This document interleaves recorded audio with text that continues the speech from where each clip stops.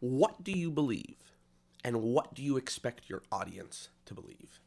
Welcome to episode 145 of Discourse in Magic with Banachek. This was a really fun episode because not only am I a big fan of Banachek's work, I have the Psychological Subtleties books, I read them, they're sitting right beside me, but I love the way that Banachek takes mentalism on, and specifically, he thinks about some of the issues that really troubled me in mentalism, like the ethics and if what we're saying can have an effect on people's beliefs in this world. So that's exactly what this episode is about. We sit with Banachek as well as his manager Tyus, and we have a great time talking about some philosophical and ethical issues in mentalism, as well as a little bit of cool background as some of what Banachek does. It was a blast of an episode for me, and I think you're gonna love it too. Here it is, episode 145 of Discourse in Magic with Banachek.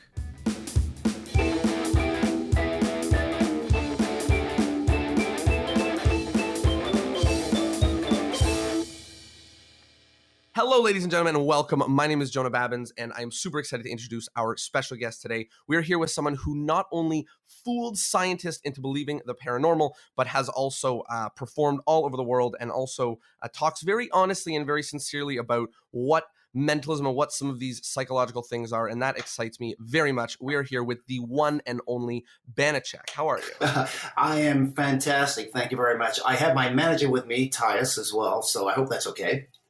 It is perfectly fine. And Tyus, you can say hello so they know you're not. Hi, everybody. Cool. He's there. Amazing. Okay. So let's start at the beginning as we usually do. Wait, I just have to say this. Tyus just waved when he said hello, everybody. I'm used to it. Well, they're all waving back, I guess. So I don't know. So let's start at the beginning. How did you get into magic? Yeah, so I'm really the only mentalist that I know of that didn't start in magic. Most of them start with magic and then move into mentalism. When I started out, I didn't even know there was a subset of magic called mentalism because that's not how I approached it. All I knew is that there were psychics that were conning people using tricks. And that all started by me actually picking up a book by James the Amazing Randi. It was called The Truth About Uri Geller. And the truth, as Randi put it, was that Geller was nothing more than a magician using tricks, convincing scientists that he was genuine. Now, Geller had been studied at Stanford Research Institute. Loosely, I say the word study by Tog and Puthoff, but basically what they were doing, they were observing rather than actually using proper scientific protocol. Back in those days, scientists had lamented for many years that there was no evidence of ESP under proper scientific controls due to the lack of funding. Well, it was my contention had absolutely nothing to do with funding. It had to do with the fact they were going in with pro-biased opinions, so they were documenting their own belief system rather than using scientists to find out if it was genuine or not. And then the other problem, the issue that I saw at the time was that because they had PhDs, they thought they were too smart to be fooled. So rather than go seek out a magician who may not have a PhD but should probably have a PhD in magic and psychology of magic, they wouldn't do that. They thought that they could not be fooled. So as a result, in the early 1980s, Washington University in St. Louis was given $500,000 to study psychic phenomena. I said, if Geller can do it, I can do it. And sort of my forte is to be able to come up and problem solve magic, basically figure out ways to do things. So I went in for 4 years. I convinced the scientists that I was indeed genuine. And after the 4 years, I came out and said it was all a hoax. And this was called the Alpha Project, correct? It was called the Alpha Project, yes. So there's another kid involved. His name was Mike Edwards. Right now, there's a production company that has bought our life rights, and they are currently working on a script for a TV series that they're going to be pitching based on our Project Alpha primarily. So one of the questions that I wanted to ask about that, particularly because it has to do with you at a young age, but what was the motivating factor? Because for a lot of magicians, and obviously this is just inference, but a lot of magicians, they like magic because they like the problem solving and they want to be the center of attention, or they get to entertain or talk to people that are older than them and seem smarter or wiser and maybe get respect of their elders and whatever. But it seems like a lot of your interests had to do with, I don't know if it was that you believed it or that you really felt uncomfortable about it, but it feels like it was more of an emotional feeling having to do with this mentalism. Yeah, I think there are layers of each one of those things you said in that, because let's go back to the beginning. So I was born in England, moved to America with my mom. That same year, while I was not even a year old yet, my mom moved back to England, divorced my father. She ended up having two other children with a new man. We emigrated to South Africa after that. My mom picked up and just abandoned me and my brothers in South Africa. My stepfather was an alcoholic, barely saw him. Maybe on Sundays I would see him if I drug him into the house. So I pretty much raised my brothers by myself. Now, keep in mind, this is South Africa, so apartheid was there, which was a horrible thing at the time. But we had a maid there during the day while I was in school. But when I'd come home, I'd be changing the diapers, taking care of the kids. So from there, when I was 15 years old, I went to Australia to go find my biological father. We moved to Pennsylvania. When I was in high school, I moved out. I had 3 jobs just so I could finish high school and have a place to stay. My point to all that is I was really sort of socially inept because I hadn't had time to do what other kids do, go out and spend time with those kids. Even when I wanted to get my driver's license, I had to go to Sears to get so I could have a car. I had to take driving courses from Sears, even though I knew how to drive. Right. So I would have a car to take my driver's test. And I actually got conned by one of the policemen there. The first time I took the test, he said, "Pull over right over there." And I pulled over. He said, "Okay, you're failed." And I said, "Why?" And he said, "Well, you pulled into a no parking zone." I'm like, "But you told me to do it." So I had to go and take it all over again. But being socially inept, I was a kid in the back of the classroom with a heavy, heavy coat on in the middle of summer, afraid that the teacher was going to call on me. If I was sitting somewhere and had to go to the bathroom and there was a group of people there, I wouldn't get up and go to the bathroom because I was too embarrassed to walk in front of people and them knowing I was going to the restroom. So it was pretty bad. So I had that aspect, which is something that you had sort of mentioned with magicians right there. You know, there was that social awkwardness. Yeah. And when I was with my brothers when I was young, I had nobody to teach us right from wrong. So I had a very strong sense of values because if I did something wrong, I knew that they would do something wrong. So fairness was always important to me. Right and wrong was important. So I think all of those things put together made me want to expose fakes, frauds, people that were taking advantage of other people. And in this case, this was just one more aspect of that. And I think back now, because people always ask me, they said, when did your interest in magic start? I thought it really started when I was 14, the scientist, but not too long ago I went to Ireland. My mom's living in Ireland. I've always thought I was just British because I was born in England. We lived in England. And I asked my mom, I said, "Why are you living in Ireland?" And she said, you're Irish, isn't it? And so I had no clue that I was a little bit Irish, but I was visiting my mom and she had some daffodils on the table. And she said, "You know what we call those?" And I said, "No, Mom." And she said, "We call those Stephen's magic flowers." And they called them Stephen's magic flowers because when I was a kid, the daffodils would open and close, depending on the night or the daytime. And I just thought it was always so magical. And then she reminded me about my grandfather used to do magic tricks for me. They were silly magic tricks. It would be like he would basically talk me psychologically, I guess, in a way, to want a cup of hot tea or something like that, because he would just sort of bring it up. He'd say, "Think of anything." So I'd think of hot tea. He'd say, "Close your eyes. What do you want?" "Hot tea." "Keep your eyes closed." And he would make a cup of hot tea and then sit on the table in front of me. It probably took forever, but as a kid, I was probably amazed by that.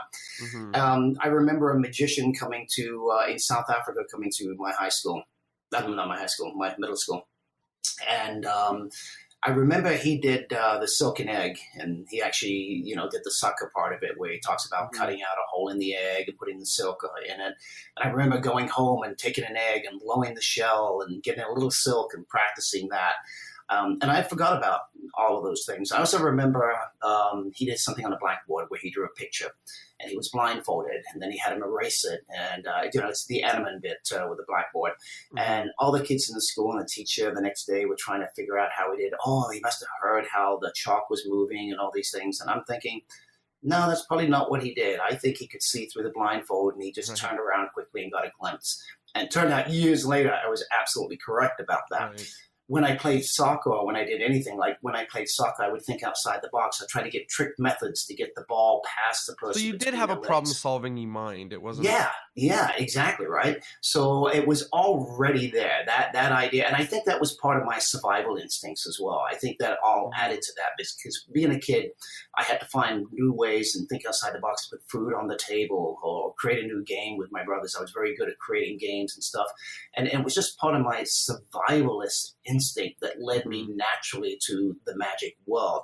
But I was really, like I said, I think I'm the only person, the only mentalist ever to start out doing mentalism and then get into magic, because I knew no magicians. In fact, my very first experience with magicians was horrific. I had come up with an entire act, and I performed it at Washington Mall in Pennsylvania.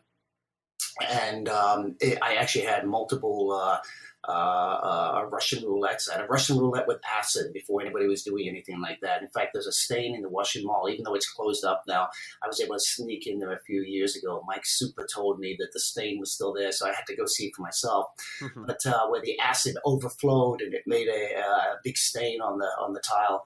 And in that same show, I had a Russian roulette with knives that I still do today. That all the other Russian roulette with knives that you see out there is sort of based upon, even the smash and stabs. Mine's not so much a smash and stab, except for the very last segment where I slam my hand down upon it. But the rest of them, they actually stab me in the stomach with the knives. So it's your fault that magicians around the globe are putting knives through their hands. No, it is their fault because they're using stupid methods, and they're putting other people in situations that they should never put those people in, like taking lay people and placing their hands over the knives. And we will talk a little bit shortly about sort of ethical issues, because that's one. We can come back to that, because I think that I truly only have the only safe Russian roulette with knives that actually uses real knives or real glass or real nails out there. It was, and I started to tell you this story. One of the things that happened was somebody came to that show at that mall, and his name was Banachek. He had a little rabbit, and the rabbit was a supposedly psychic rabbit, right? And he did little tricks on a close-up table, and the big finale was it would open this flag. I didn't know any magicians, and he came and he saw my show, and it was all original stuff. And he says, "You've got to come do this show, the Winter Carnival of Magic. It's in Gatlinburg, Tennessee." And he says, I'm going to set it up. I'll drive you down. I don't even know this guy. He said, "I'll drive you all the way out there. I will, get you a hotel room and get you, back." And he booked me at this thing. Now, keep in mind, I didn't know any magician, not a single magician. And so now I'm thinking every famous magician in the world is going to be there. They're all going to see me. I can't do my stuff. So I did some research. I found out a place called Lieutenant's in New York. I got their catalog, which was a big fat book back then. And I bought a bunch of stuff out of there. And I thought, if it's in a magic book, a magic story, it's got to be good, right? Well, yeah, how wrong could I be? Clearly. I went to Tennessee. I performed on that stage. I bombed. It was so bad that I stayed away from magicians for another 5 years after that. And it was probably a really good thing that I actually did that, because I stayed original. And I use a lot of those original things now. Now, the only bad thing about that was there's a lot of advanced techniques that I was not aware of, but it's sort of give and take in any area in life, right? You get good with bad, but you've always got to make a sacrifice on some level. That's interesting. So the beginning was still magic related, but you went down the path of mentalism, even though you sort of seem to have a lot of the same inklings as many magicians' origin stories. Give me a little bit more of context about the Alpha Project in terms of how many years had you been practicing mentalism at the time? Did it feel like you were being like this was the craziest moment ever? Or were you like, I'm gonna get these guys? So when I went into the scientist, it was more of in the beginning, I think it was more of us against them, right? They're not doing proper science. This is bad. It's wrong. Money is getting wasted on something that it shouldn't be wasted on when it could be used for better things. So I sort of saw myself as a knight in shining armor. And there was sort of this little weird thing. I was always fascinated as a kid by some TV shows like It Takes a Thief, which is a cat burglar who goes in and steals stuff, but he does it for the betterment of the society. Robin Hood. Yeah, sort of that sort of thing. So here I am thinking I'm sort of that Robin Hood type character. I'm going to come in, I'm going to show the world that, they're not using proper science, and it's going to make the world a better place. Not realizing that things aren't quite so black and white, right? They're not bad people. Mhm. They're just incompetent. And over time, these people became my friends. They were good people. I ate with these people, and at some point along the way, I knew that I was going to end up hurting these people, and that was extremely difficult because there was no way out of that point. I was so far into Right. this thing, so far convincing that I'm genuine, and I felt like it had to be done. Even today, I would probably do the same thing again. I would Yeah, try so I to. want to I want to stop you because that feeling is such a strong feeling, and I'm obviously positive that it was stronger having been not stuck in that, but having been um doing the alpha project for 3 years, and sitting across the table from someone, eating a lunch with them, and being like, I am conning you straight. And that's also, and the way you're talking about it, it's just that idea that you're leading normal, good people, like hardworking, like smart, they're seeking to learn more, and we're leading them astray. So I just wanted to talk about that. We'll get back to Sure. ethics in a bit, but I just wanted to bring up that emotion because I know that it's something that a lot of people, me included, struggle with, is this like real deception that happens sometimes in a lot of forms of mentalism.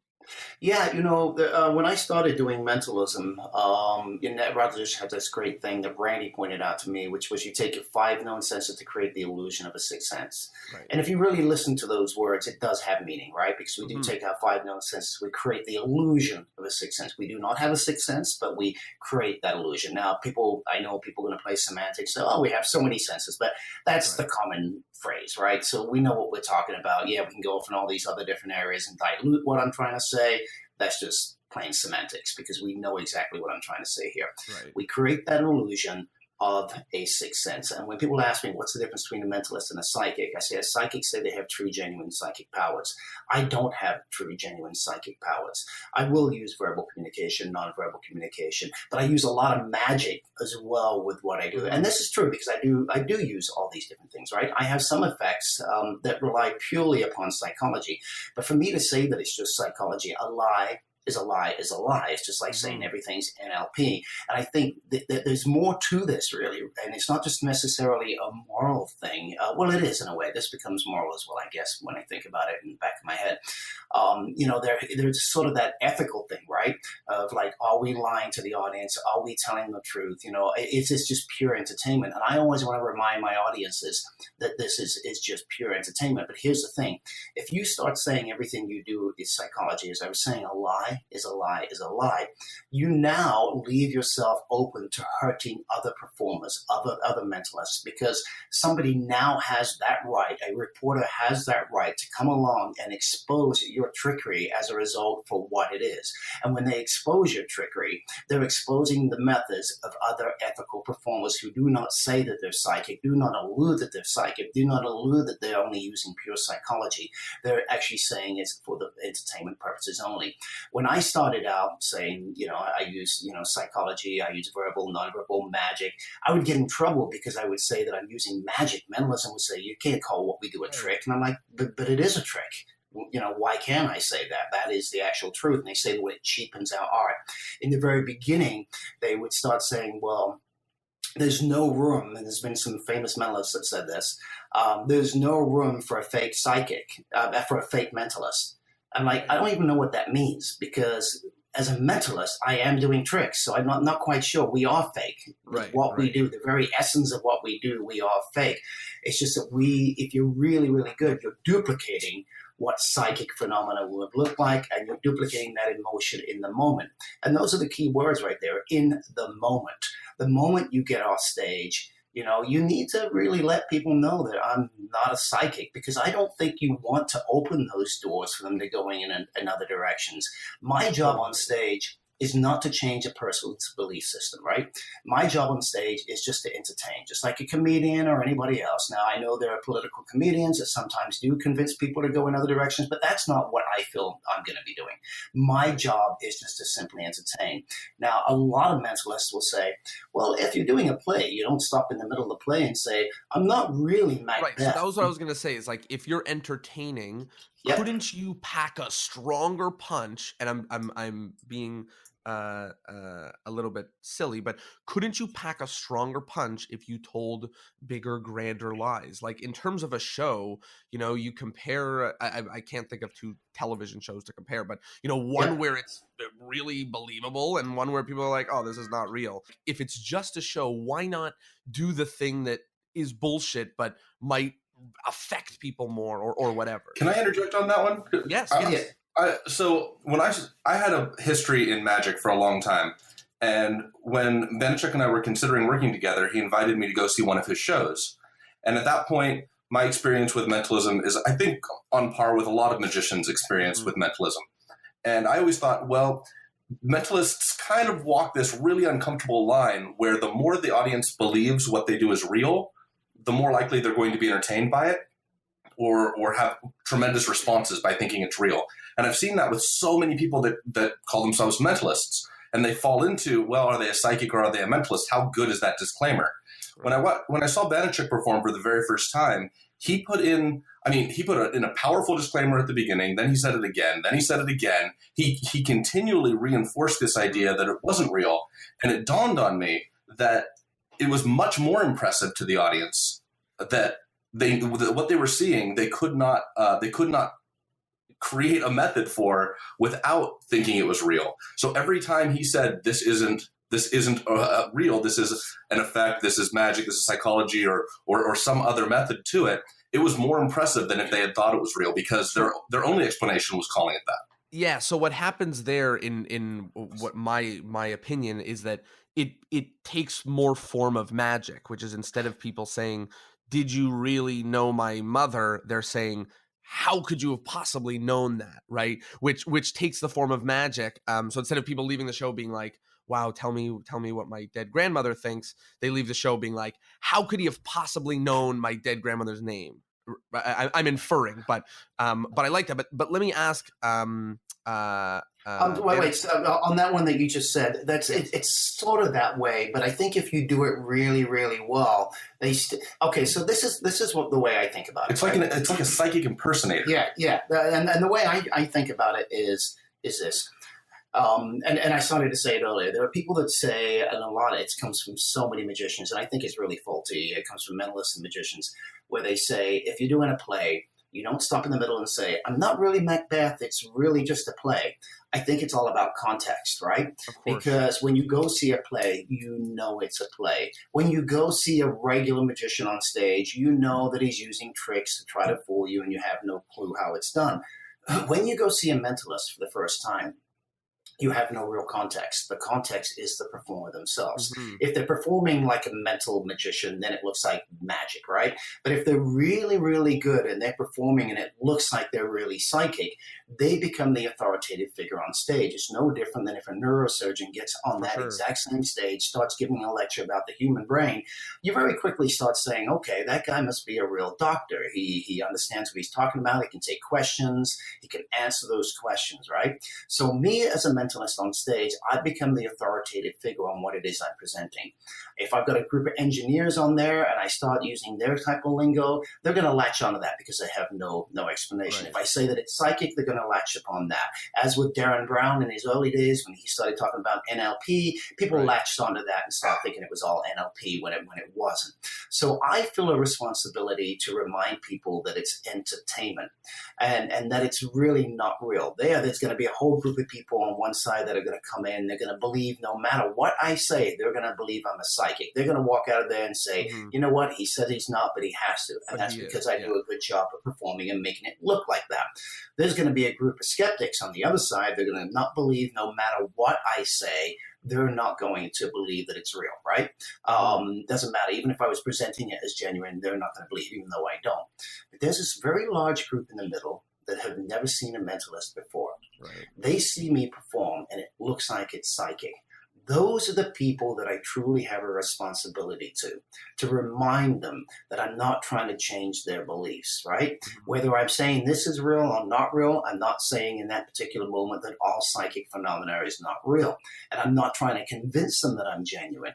I am here simply to entertain you. So my disclaimers really are put in there to remind those people that what I'm doing is not genuine. It's been said before that, like, you know, the struggles with talking about ethics and mentalism is not the people on the far ends, right? Like, it's not those people. It's tough to take the responsibility if someone comes, they go, I don't care what you say, you're talking to the spirits, or the people who are skeptics. It's the middle that it is the middle, but I don't want to responsibility. dismiss those other people because I don't want to Of lie course. to those. I don't want to lie to those people either. Just because I'm not going to change their minds, I still have a responsibility to say, hey guys, I'm not real. You believe, you know, if you want to believe that's real, that's fine. But I am telling you that I'm not.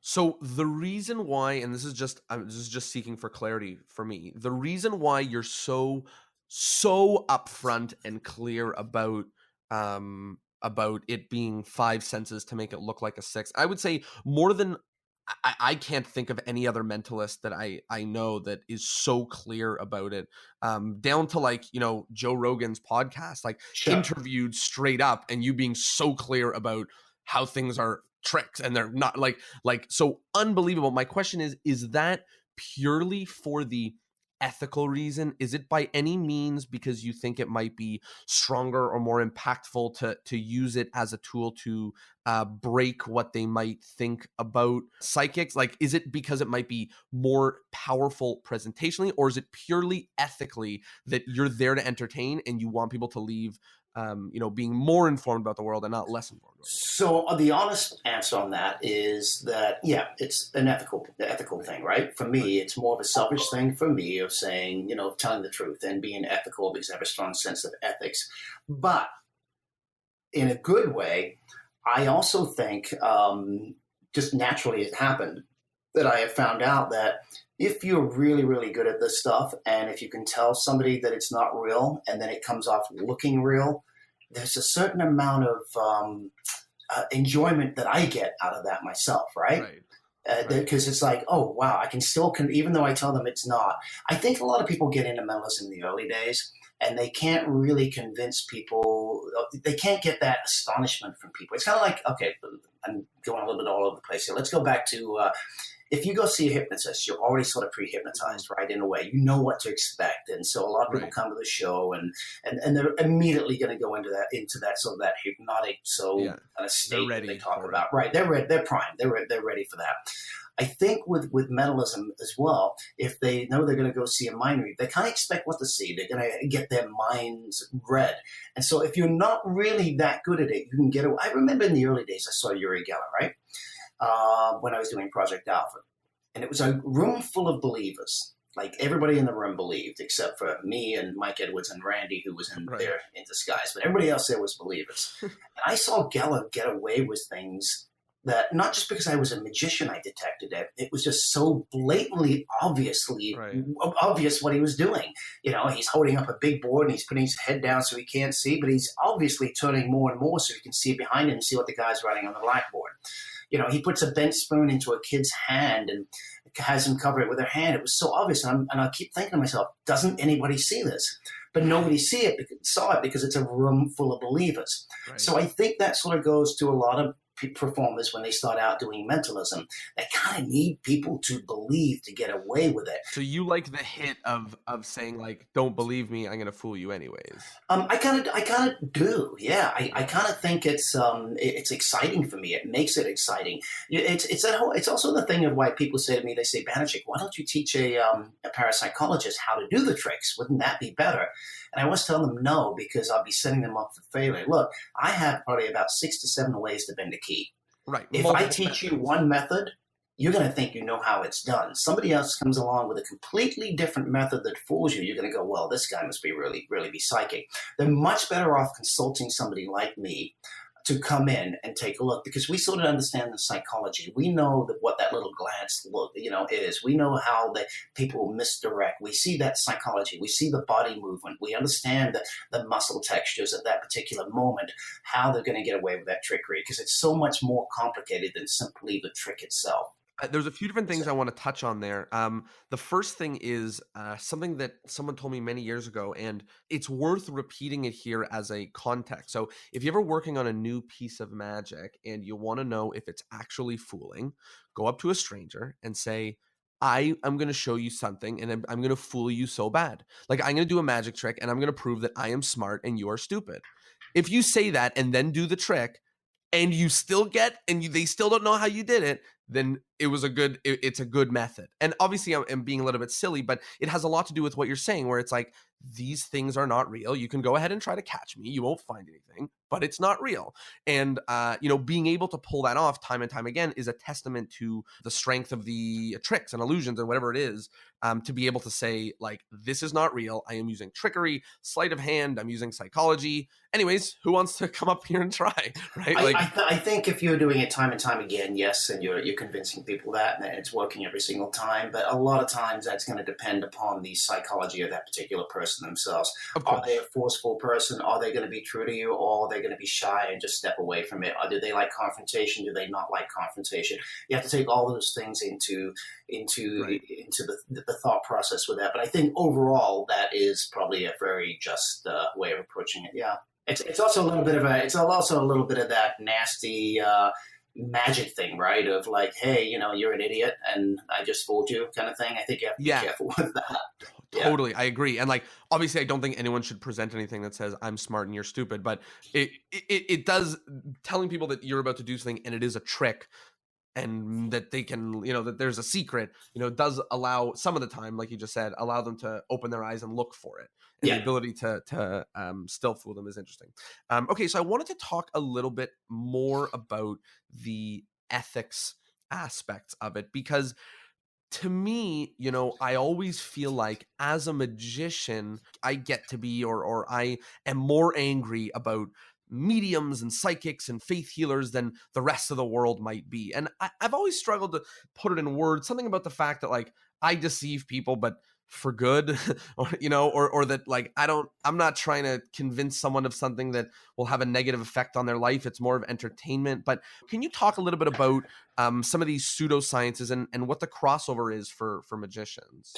I think you have to pick your battles with that kind of stuff, right? It's you're not going to convince everybody that this stuff isn't real, that crystal isn't healing them, and that, and I don't think you can do that. I think what you can do is talk about it in the right platforms and the right places, and mention those things. But to go after every single person that's carrying crystal and basically say you're an idiot, that's very confrontational, and I just don't think it serves any particular real purpose. A lot of people will say to me, well, the mediums are, they help people, they make people feel good. Well, my thing is, I always say you can give crack to a junkie and it's going to make him feel good. It doesn't make it good for them. I think we should expose those much bigger, mediums and psychics, the people that are out there, on TV and promoting those things. I think those are the scum, and those are the people that we really, really, really good should go after. We can educate about the other stuff on a much smaller level. We don't have to do those things as a sort of a real heavy confrontation one-on-one. But I think the bigger ones, the bigger mediums in that, we can go after them one-on-one. One, because they're already using publicity for themselves out there, so we can just jump on their publicity and point out what it is they're doing and how they're conning people, and they're really open game. The other thing to always keep in mind is not every psychic out there is a con man, right? I think that all the mediums that are out there, and most of the ones you see on TV, they know exactly what they're doing. They know they're conning, and their job is to get money out of people. Whereas if you got, Aunt Bertha who's reading tarot cards and so forth, she probably believes that it's real. So you have to be much more delicate when it comes to something like that, because here's the thing: if you attack them, they're going to put up a wall, and it's much harder to break that wall down. You're much better having an educated discussion with them about these things, understanding their point of view, and then maybe throwing your point of view in there just a little bit. Not be so angry. A lot of people come into skepticism extremely angry, and it's one of those and they forget where they came from. They forget that there was a time when they believed in a lot of these type of things too. But now, because they have this information and this education, they start thinking everybody's stupid, and they get angry, and they're going to basically protect the entire world from all of these things. And it really doesn't work that way. When you take something away from somebody, you leave a gaping hole. I think you have to fill that hole with something, or you have to let them slowly remove things out of that little chamber, that hole, and replace it with good information. And the best way you can do that is just giving them proper information, giving them facts, giving them figures, let them make up their own mind about whether this may be genuine or not. Let that skepticism creep into them slowly by themselves so they feel like it's their idea rather than you attacking them and breaking them down.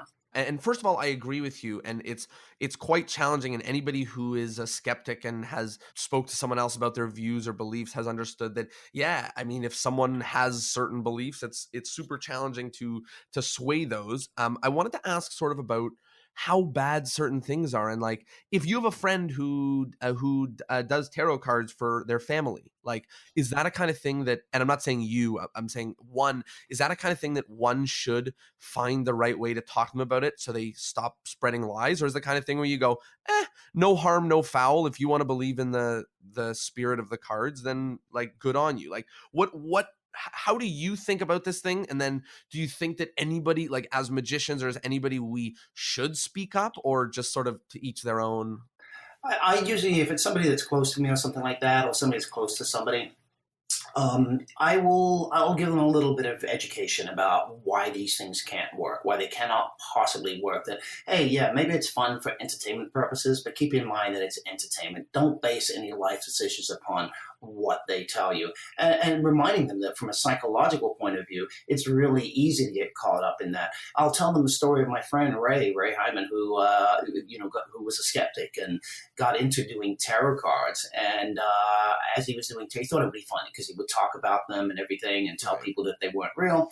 And then he started giving readings with tarot cards. And there was a point where Ray sat there, and it's actually on one of my podcasts. We did a podcast on Banachek's Brain with Ray, and he tells his story. So if anybody wants to get the actual story from his mouth, they can go back and take a look at one of those apps. But he talks about how he was doing these readings, and he was getting all this positive feedback from people, and he started going, wow, maybe there's something to this, to the point where he started believing, even being a skeptic, he was now convinced that there was something to doing tarot cards. He knew logically there was no way that it could be real, but he started to convince himself that this was real. And it wasn't until a friend came up to him and said, hey, Ray, how about you give somebody a reading, right?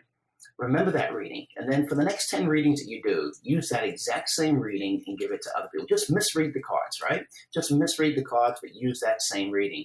And he very quickly found out that he was actually getting more positive feedback from all those other people who the reading was not meant for. Right. And he came back to you saying, hey, maybe this isn't real. Maybe people are seeing in this what they want to see. Maybe I'm giving them information that they can interpret in different ways, but I didn't realize that's exactly what I was doing. So I'll tell them little stories about that. And I'll, when it comes to the mediums, I'll give them stories, personal stories that have happened to me in the past. And as a result, doubt starts to creep in their minds a little bit. I've not forced anything on them. I've just told them about my experiences and the experiences of my friends. And from seeing it from that point of view, doubt will start to creep into their minds. And it's a slow process, but if you attack them, you're not going to get anywhere, because they're always going to come back and say, yeah, but there was this one time that this psychic said XYZ to me. I have a show called Telepathy. And Telepathy is a show about my life. The whole first half of the show is me coming out as if I am a genuine psychic. I even do a thing that Tyus and I debated, and it's dirty, and it's nasty, and it's horrible, and it makes me feel just icky and yucky. But the very first half of that ends with me talking to people's dead relatives. Right. And the reason I do that is because I need my audience to feel the exact same emotion that they would have as if they went to a real psychic. Because that's always what people are going off, right? They're going off that emotion they had when they went to go see a real psychic, and the psychic told them something that was going to happen, and it happened, or the psychic knew something about them. And they'll always come back. Doesn't matter what you say as a skeptic to people, they'll come back, yeah, but this one psychic said. This guy told me my mother's name, and how could so if I can do this in my show, and I get people crying, it's very, very emotional. I get tears in my eyes. Tyus is backstage having tears in his eyes, thinking, man, this is just the worst thing I've ever seen in my life. Mm-hmm. But in the second half, it allows me to come out and say, hey, the John Edwards of the world, the Von Proggs of the world, the Sylvia Browns, the Long Island Mystic, these people are scum. Why can I say this? Now I start talking about my life. I start talking about Project Alpha. I start talking about Peter Popoff. I talk about the people that I've exposed.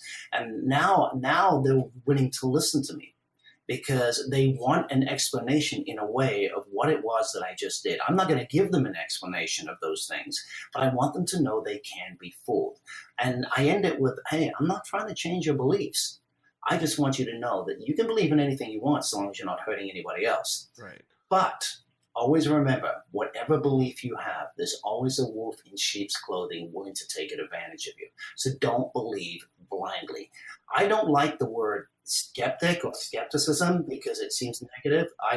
What I like is critical thinking, and I want those people walking away and to hopefully inspire thinkers. that in people as a Yes. as a standard. If somebody is no matter what pseudoscience or whatever someone has gone off, that thought of not trying to win them over to your way but win them over to critical thinking is good. I wanted to ask about sort of levels of ethics, and I mean earlier in this I've conflated different types of maybe mediums and faith healers, and I've spoke about them in the same sentences as I guess what I'll call standard mentalism, but that's probably not a good way. But I guess mentalism, where people are referring to body language, let's say, right? And to me, that also sends people into the world with a negative view about body language. And we did an episode early on with Ben Train. He was talking about ethics, and one of the things that he brought up is like, if I can convince an audience full of people that I can look at you and based on your body language, I can tell if you're lying and telling the truth,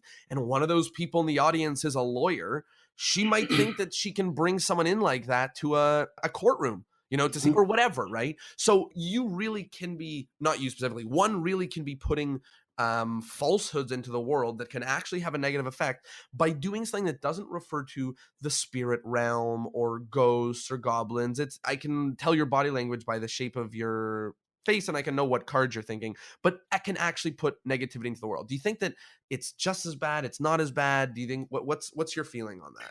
I think a lie is a lie is a lie, and I Right. do agree with that. I think that became the issue in the early days with Darren Brown over in the UK.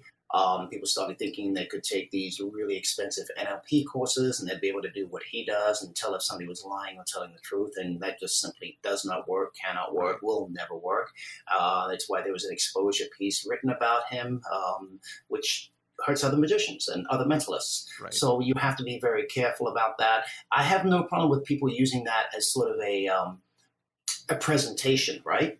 Because I do that. We create it as a presentation, but that's why that disclaimer is so important later on to remind people, hey, that this is not necessarily real. Just to interject, one of the things that surprised me that you said about your show, or I actually think Taya said, but is that you don't just put a disclaimer at the beginning and that you do it multiple times. And to me, that plays a huge role in the value of a disclaimer, because if you say it at the beginning, you say, hey, none of the things that I do in this show are real. Anyways, come and I'll tell you what your dead grandmother's name, and then you don't talk about it again. It's totally something different if you do something that could only be explained by a psychic phenomenon, and then you say, remember, none of this is real, right? Like that coming up a second and third and fourth time, I think makes a big difference in the world of like a disclaimer and a mentalism. I agree. There are performers that say they go back to the old Hoy thing where I'm a fake, I'm a fraud, and then he performs and people believe he's an actual psychic in the end. Right. But they think that's okay just to do that. Personally, I can't tell what other performers want to do. I can only tell you what I do for me and why I do it and why ethically I believe it's the right thing. But who am I to tell you what your ethics are within this world? I can't. You have to judge that upon your own moral standings or what you believe is right or wrong, but that also gives me the right to say whether I think you're right and wrong or wrong with what it is you are doing and how you're presenting it, right? Right. I can't tell you what to say and do, but I can tell you from my point of view what I think about what you say and do. Does that make sense? Yes. Are there any lies that I know you say a lie is a lie is a lie. Is there any lies that you will tell that is not true about the world that you don't mind people walking away from your show with? Good question. Very good question, but there are, of course, the minor lies, like I put the card in my left hand. I don't Sure. particularly care about those. I'm more... I don't... No, I don't think so. You don't give out method. I won't give out method. People come up to me and they say, and I don't give out specifically what each effect is, right? People will come up to me after a show and they'll say, yeah, but what about this one thing that you did? And I go, look, it's either verbal, nonverbal communication, magic, psychology, perception, manipulation. It may be a combination of all of those things, and more than likely there was magic involved. But I'm not going to tell you which one of those things it was, because I do want to leave some mystery. But know beyond any doubt that I am not a psychic, and there was nothing psychic happening with my performance. I do say that, but I don't...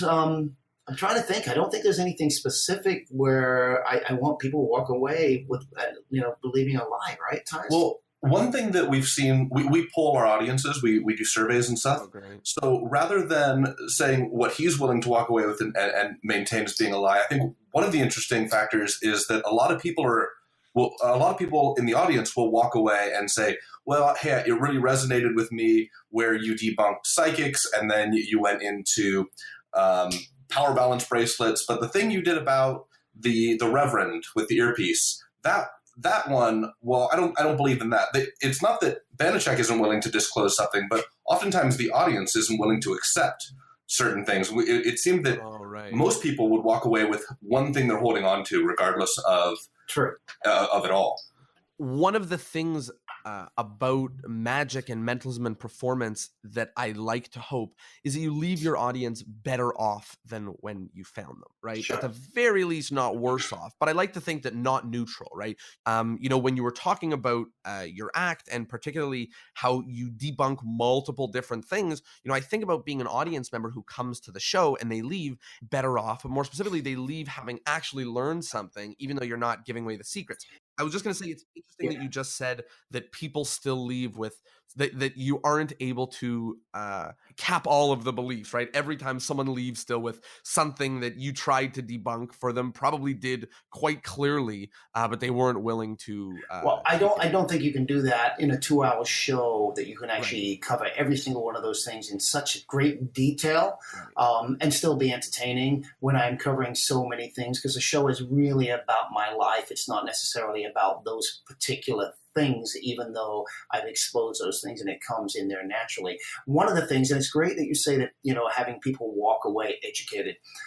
One of my favorite things that came in, one of the review things that came in when we polled people, was a young girl and her mom. And her mom believed in psychic phenomena, and she was a true hardcore skeptic, and they had a lot of fights and a lot of arguments about this. And there were times they didn't even talk, right? Because it just got so bad. And they came to the show. They thought it would be interesting to come to my show together.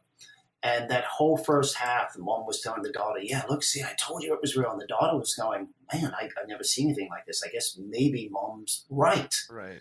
I get out in the lobby and the mom's like all full of, hey, see, I told you this stuff's real. And then the second half came where I kind of turn it, 180. And she says, when we drove home, my mom and I had the best conversation we've ever had about this type of stuff. We were actually able to talk about it civilly, and we were basically educating each other and speaking, and we were communicating about this. And to me, that's fantastic, right? Yeah. That's brilliant. To me, that is the ultimate thing that I want. If I can just get people talking about these things, not necessarily convincing them one way or another, but getting them to look at these things and look at them and being critical about them and thinking about them critically and discussing them, not fighting about them.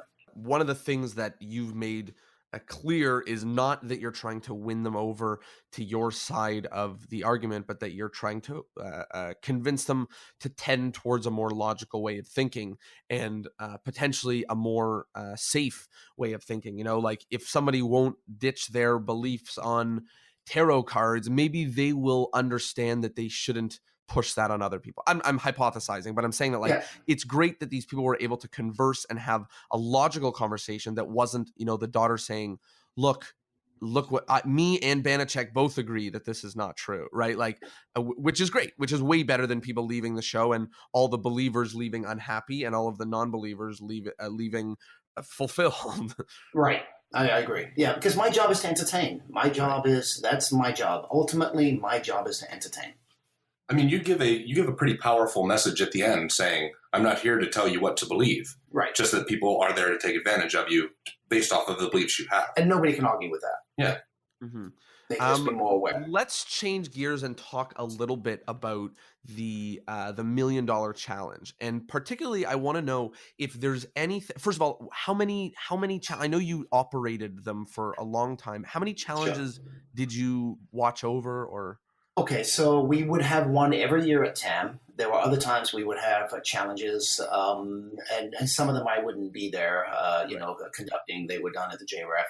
I couldn't tell you how many. It was, over the years, it was quite a lot, but every year it was dozens, hundreds? I would say maybe a few a year, if that, because the harder part of the process is coming up with something that is agreeable to both the psychic and both to science. Right. Because the moment we would try to sit down, we'd say, look, how would you like to be tested? And they would tell us, and every single time it doesn't fall under what proper science is. So the moment you start putting protocol in place, they say no thanks. They sort of, and they don't think you're being fair, when in reality, they're not being fair to you. Right. I mean, there was a preliminary stage and there was a formal stage. Nobody ever passed the preliminary stage to get to the formal stage. The odds that we usually try to get whenever you could put odd and statistics in place, because that's not always possible with metal bending and things like that, but the odds were usually 1 million to 1. So I always knew that there was a chance somebody could actually get the money just based upon luck, right? It can happen. People win the lottery. In fact, the odds for winning the $1 million challenge were better than winning the lottery. So that could happen. So what did it mean, the $1 million challenge? It really didn't mean a whole lot from the aspect of whether somebody was genuine psychic or whether they were not psychic. All it simply meant was that if they were able to pass, then it would be interesting for scientists to actually take a much closer look at this particular claim. It doesn't mean that we're saying they're psychic or we're saying they're not. We're just saying, hey, this is interesting. They passed the $1 million challenge, so maybe you scientists want to take a much closer look and do some of the tests and replicate the tests that we performed with them. So yeah, not a lot, simply because we spent more man hours, more paperwork on and phone calls and so forth, just trying to come up with a legitimate scientific test that they'd be willing to be tested under. So I know that your stance is one that is open to there being psychic phenomenon, but that you're a little bit skeptical, or rather that the processes that you should go through to validate them. Is there any specific $1 million challenge that either made you nervous or excited you to test it out, or maybe just any moment of those that had you on the edge of your seat, or potentially opening your eyes and saying, this one might be something? Was there anything like that, or it's just been like repeated, brick wall? Whenever I go into a challenge, I sort of I have this little weird switch in me, right? Where I can switch off. I'm still skeptical and I still got to put all the protocol in place, but I really, really want to be fair to these people. Ethically, I want to be fair. I don't want to come in as this negative person, so I try to put them in the best environment possible to succeed. I come in wanting them to succeed. Doesn't mean I'm blind, to the protocol and so forth. It means I really, truly want these people to succeed. And yeah, there's only one time I was nervous, and that was because I couldn't be there to set up the protocol and to make sure everything was in place. But that was just more of my micromanagement problems that I have sometimes with these type of things. Because if they did succeed, I would want to make sure that all the protocol was in place, that there was nothing that the person could have got away. And there was a remote view, and I was a little worried about that one because I hadn't seen the location where the items were placed. Basically, there would be a list of 20 different items.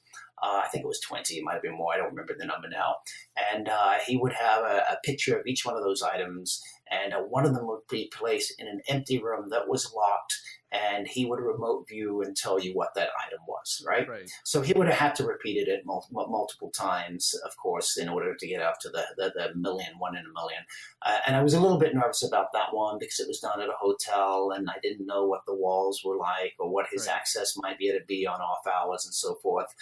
So that one did make me a little bit nervous, but no, usually, no, not at all. I mean, it is what it is, right? It's $1 million challenge, and if the right protocol is put in place, they're either going to pass or not pass. There's been a couple of times where you have to do multiple rounds and a person's got the first, because it's 50-50, right? And so he gets the first 3 or 4 right. And then you start going, wow, maybe this might be the one, right? Or maybe they're going to get it on luck. I don't know. So what's the self-talk going through your brain when someone gets when there's 10 and someone gets the first 5 in a row? Are you going is it like you're seeing a magic trick for the first time going what the fuck is happening? Or are you he's playing the odds, let's see? Or is it like watching someone get red 3 times in a row at the casino? There's a little bit that goes through you at that moment of going, is the right protocol in place, and is this guy actually maybe really psychic? And so you have all these weird things that go through your head. I know even more than likely he's not psychic because my skepticism creeps in at that moment, but then I have to block that back out again because I don't want that negativity supposedly taking over. The $1 million challenge has been put on hiatus right now, but it looks like it will be coming out in a different form coming up. Starting this year, I'm going to be the full-on spokesperson for the JREF starting in January, which is right now. And there's going to be a lot of new information that's going to be coming about. And what's the JREF? JREF is a James Randi Educational Foundation, which ran the $1 million challenge. Right. So I'm going to be bringing it back in a different form, a different way. It's going to be more laser pointed at the people that we wanted to go after so that we can actually do better good. But that information will come out about that pretty soon. So just keep an eye out. A cool thing that I want to touch on about the $1 million challenge is that one of the aspects that you were talking about the Alpha Project was that Randi made it either clear or recommended that they had experts there in this field and they chose to go with scientists. But what's cool about the $1 million challenge is you guys are now putting skeptic experts like yourself and things in those positions like it should have been in the Alpha Project, right? Which is very cool. Yeah, the Alpha Project, the very early days before it even was tested by those scientists, the amazing Randi sent them 11 caveats of things that they should or should not do. And it was simple things, like logical things like everything should be marked on a macro or micro level. That way, if the people you're testing see it, they'll see the macro marking and think that's all that there is on there. So they may find a way to get around that, but they'll forget about the micro marking. Don't let more than one subject work with an object at the same time because they could distract you. Right. Make sure you have an expert magician there that can detect the trickery and all this whole list. And what did they do? Well, they showed me and Mike Randi's list and they laughed about it. They said, there's no way we could follow this protocol because it would make you uncomfortable. And we all know that psychic phenomena only works if the psychic is comfortable. So just explain one thing to me. It sounds like Randi was working for both of you. I guess, I don't know what you knew, but did you feel worried that he sent them a list of things that would stop you from doing what you're doing? And it's exactly what Randi was doing all through the whole thing. In fact, we would call Randi up and we would tell him exactly what we did. Let's say, for instance, I moved a rotor under a bell jar and I was able to make that little rotor move to the left and then move to the right. That evening, I would call Randi and tell him exactly what I did. He would immediately set up a letter. He would write to him and say, look, if you ever do anything with a rotor under a bell jar, make sure XYZ isn't happening. He would tell him exactly the methods we were using. So it was extremely difficult for us to get away with those things time and time again, over and over again. But we did because they totally ignored Randi's advice. That's so unbelievable. It's one thing for them to ignore a list of 10 rules and them say to themselves, we're the scientists here.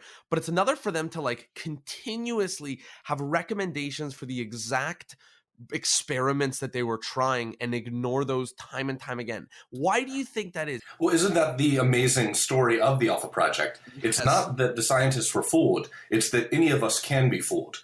And so while we might look at it and go, man, these scientists were so foolish. They had the instructions. They had it all right there in front of them. Well, they missed it. They missed the mark because they had their eye on a very specific target.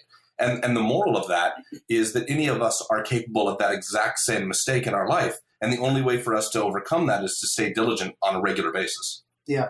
To go to the opposite extreme of that, there was a guy from England who came over from BBC.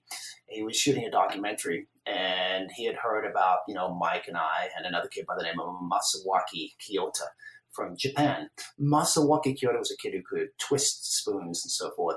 He had a little gimmick in his shoe, and when nobody was looking, he would take it, put it under the table, put it in his shoe, and give it a good twist. And then present it as if he was actually twisting it psychically later on.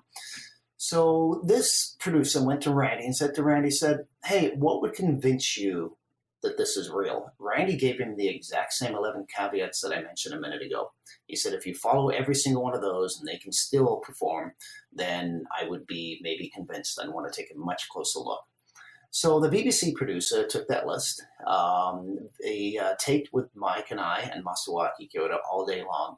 And because he followed that protocol to the T, we were unable to get away with a single effect, a single trick, a single piece of misdirection. We couldn't get away with anything. The moment that the cameras went off, Masawaki Kyoto secretly took a spoon under the table, gave it a twist, and started acting like he was bending it psychically. The producer turned around, saw that.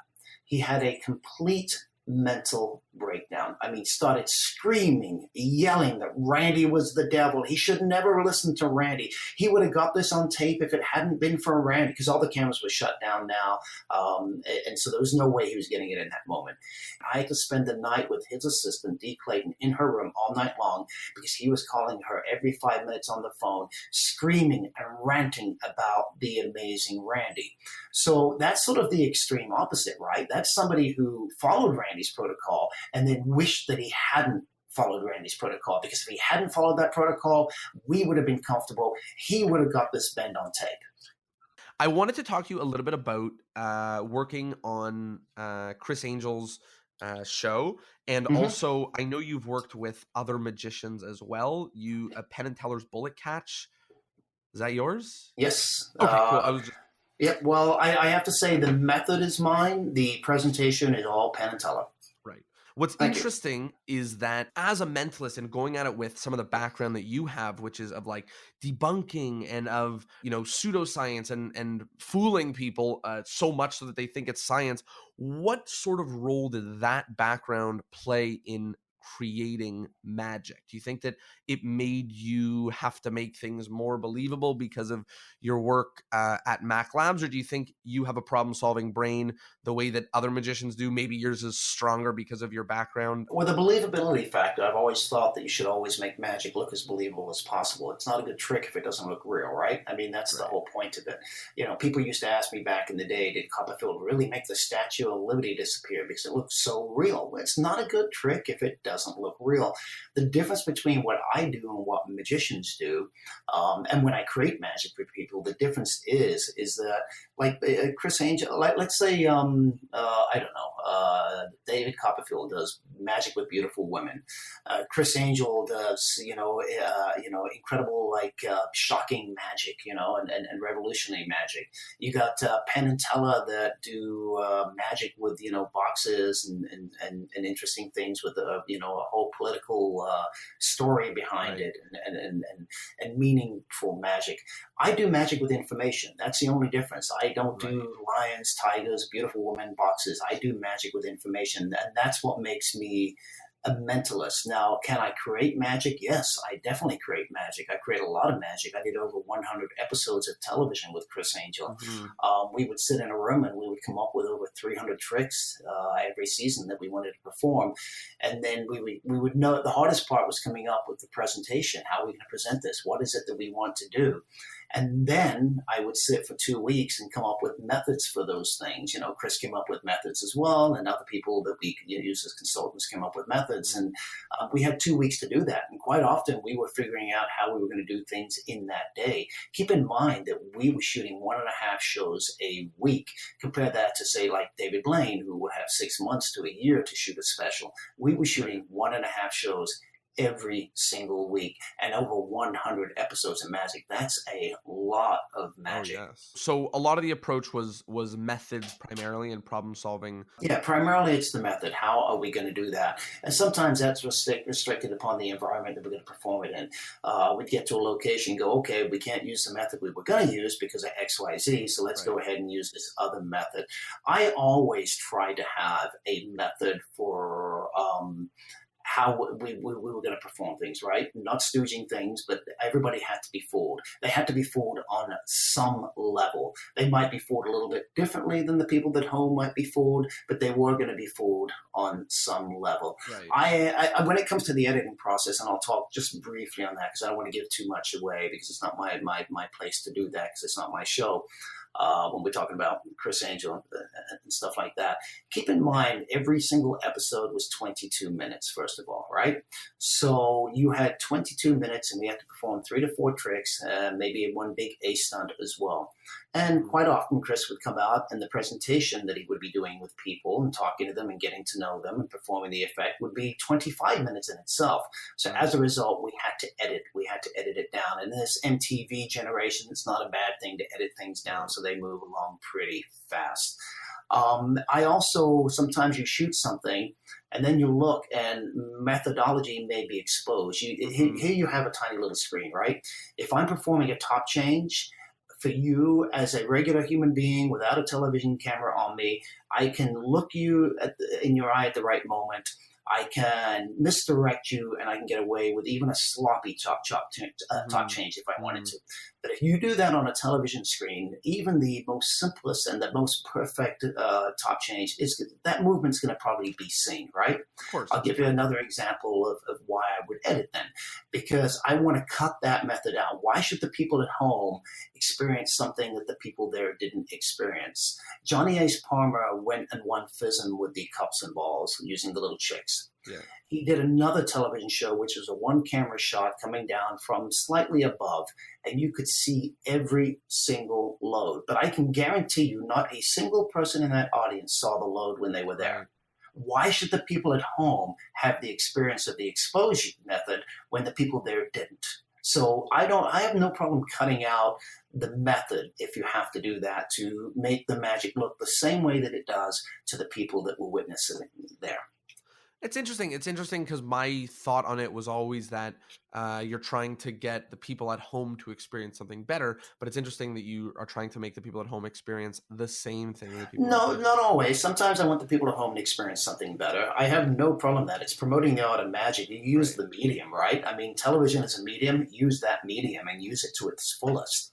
Do you think in any way that doing things on TV for magicians that is outside of the realm of other magicians makes it more challenging for magicians who perform in person? Like Chris Angel cutting someone in half with just pulling them apart and putting them back together. Like that's an effect that can be performed on stage. In fact, my understanding, and I haven't seen it yet, is in his brand new show at Planet Hollywood, he was performing that exact same effect, just slightly different presentation. So replacing that with an effect that you couldn't perform on stage that required the way that the camera worked. Do you think that has any negative impact on magicians who perform in the real world, or do you think they are different mediums and require different methods and different results, or that it doesn't that lay people don't think? Well, you use the medium, right? So if you can duplicate that in another way, then you present it. You use your environment. On stage, you have 2 side walls, you have a background. Out in the outside, you don't have that, right? So you may be using a completely different method as a result. I have no problem placing our people in areas where maybe the visual aspect of it may be bad, right? Or using them to block something. I have no problem doing that because that's what you do on stage. It's what you do with your assistants. Your assistants don't sit there and go, oh, look, there's a wire or there's a string or there's a rope or there's this hidden. They don't do that, right? So why not use those same people, your people? I think when you interview people afterwards, you should be interviewing the people that were fooled by it, the lay people. You don't interview your own people. But there's no reason not to have a person there so you can dump something behind them on stage. You might use a box or a stand or a table or something like that looks in place on stage, but out in an environment, it wouldn't look in place. So you put a person there. Yeah, there seems to be some kind of frowning upon by the magic community where some methods are considered dirty while other methods are considered clean. And it doesn't seem fair. Like, for example, there are shows where you are not allowed to use stooges. They just consider the method a dirty method. And I don't understand why that's a problem. We're in the business of deceit. And whatever it takes to necessarily perform that outcome, I'm not entirely convinced there is a really good argument to say every method except this is on the table. Yeah, there's extreme methods. When Ty says stooges, I don't think he's talking about, hey, you turn to somebody and you say, look, later on when I ask you to think of a word, think of the word telephone. No, talking about plants. That's my point, right? So you're talking about, there's a difference between those two, but a lot of people don't understand that difference. I thought you just said, Tyus, that like fooling is fooling. So why is a plant wrong but a stooge is right? Well, I don't have an issue with either of them. I don't have an issue with plants.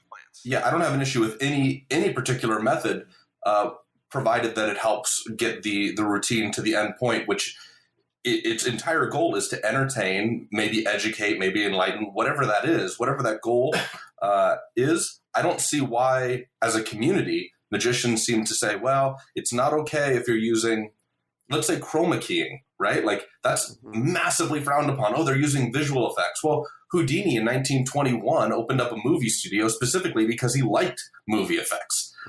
They weren't off the table for performers when that was the newest technology. And now, just because it's readily available for some reason, the magic community seems to frown on it. And I think they're missing the point. I think they look at it and maybe there's a jealousy factor. Maybe I don't know what the cause is. I think there are magicians that like to be purists, and there's those that aren't. And those that are not the purists tend to be the much more successful because they know to use the medium wherever it is they're performing. The purists usually tend to perform in much smaller environments for smaller groups of people. And they've worked so hard at their art that they have a huge respect for the time that they've put into it, but they have no respect for those people that think outside the box and use other methods. Yeah, there's definitely people that say, oh, I won't use any gaffes with like a card trick or a coin trick. I don't see any issue. Yeah, it's the same thing, right? I mean, that's part of magic, right? Yeah, that's like saying, you know what, I'm not going to use any sleight of hand then. Okay, how far do you want to take it as far as eliminating possible methods? A few things. So first of all, Banachek, I just wanted to confirm you feel the same thing about plants and stooges, that doesn't matter, they're tools at our disposal.